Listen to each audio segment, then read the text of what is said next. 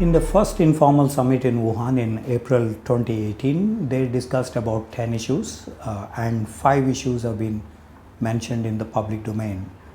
This includes strategic communication, which means basically the leaders meeting frequently, such as Prime Minister Modi and President Xi Jinping in various multilateral fora, number one. Number two, the ministers visiting each other. Last year has been stepped up in terms of the visits. For example, Wei Fenghe, the army chief, as well as the defense minister, he visited India to meet Mrs. Nirmala Sitharaman, the then defense minister. Subsequently, we had Chao Lachi, who is a ranking Politburo standing committee member and in charge of the internal security duties, met with Mr. Rajnath Singh, the then Home Minister, and subsequently we also had the visit by Mr. Wang Yi, the Foreign Minister, who concluded what was mentioned as 10-pillar agreement in terms of people-to-people contacts and cultural relations, in basically expanding the youth exchanges, tourism, media and think tank forum meetings, museum administrative experience sharing, film and TV exchanges, and so on in these 10-pillar agreement. Subsequently, we have seen Mr. Jaishanker's visit to China as foreign minister. So this suggests the strategic communication is on, number one. Number two, the Wuhan meeting also discussed about the coming to terms on the stability of the border areas in the light of the Doklam incident and before the Depsan Plain incident as well as Chumar incident. The suggestion was that the respective armed forces need to restrain and scale down the transgressions or any other spectacular developments in disturbing peace and stability on the border areas. So the second aspect has also been discussed, although during General Wei Fenghe's visit, the new CBMs, confidence building measures that were supposed to be arrived, have not yet been identified. On the other hand, there were also some differences in which organization should be responsible for the initiating of these new CBMs. For example, a hotline was supposed to be established. The Chinese side suggested Chengdu Western Theatre Command be the basis for the hotline, while the Indian side suggested that Beijing and New Delhi should be the focus areas for the hotline communications between the two armed forces. The third major issue that is likely to come up for the second informal summit meeting is the trade deficits.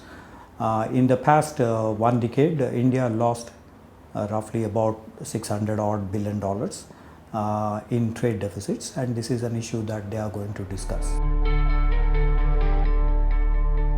Well, first of all, I think the bilateral, to ensure that since India and China have dealt with this Doklam incident, it has now become a symbol of the need to ensure that along this large and very complex topography that we have between India and China, the unresolved border cum territorial dispute, which is more than 4,000 kilometers long, I think a reiteration at the highest political level that the kind of agreement that had been arrived at between Prime Minister Narasimha Rao and Mr. Jiang Zemin almost 25 years ago, that the spirit of that would be respected, therefore a reiteration of that basic principle.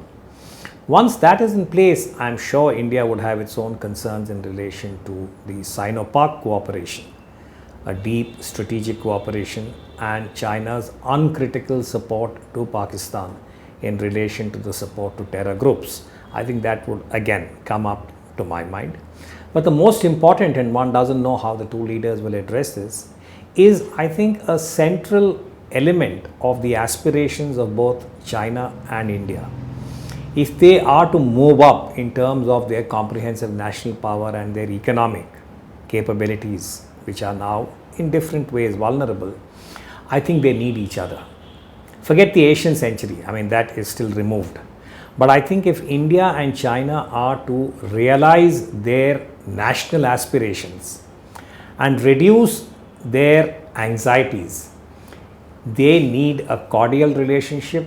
They need a basic level of trust in each other. They may not like each other. And this is where I think the Cold War example is very important. The former Soviet Union and the United States had a number of areas of divergence. They had a very tense military relationship that involved nuclear weapons and missiles. They didn't like each other, but they had a certain trust in each other on basic issues. I think that is important for the Sino-Indian at this point in time.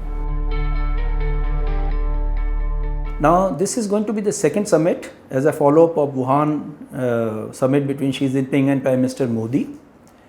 This is essentially a bilateral format, and the whole idea of this summit is exchange of informal thoughts of leadership, wherein China and India are trying to reduce the gap in their strategic approach to various international affairs as well as bilateral relationship, which is going to be the follow-up, and I think they are going to follow the same, strengthen the process which was started in Wuhan, and here we are going to see some more development with regard to new area recognition for cooperation between India and China, and being an informal summit, I think we are going to understand each other in a more comprehensive and a better manner.